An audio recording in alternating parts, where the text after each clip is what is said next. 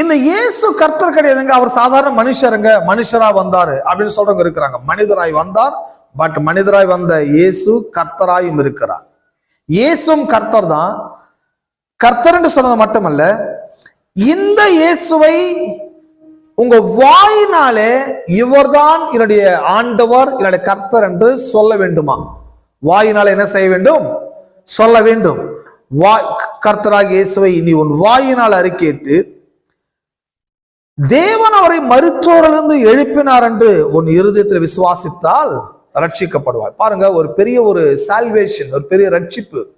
உங்க வாழ்க்கையில நீங்க எப்பேற்பட்ட நெருக்கடியான சிச்சுவேஷன்ல நீங்க இருந்தாலும், நீங்க விடுதலை வேணும், இந்த சூழ்நிலையிலிருந்து, இந்த பிரச்சனையிலிருந்து, இந்த போராட்டத்திலிருந்து எனக்கு ஒரு விடுதலை வேணும் என்று நீங்கள் நம்புவீரானால்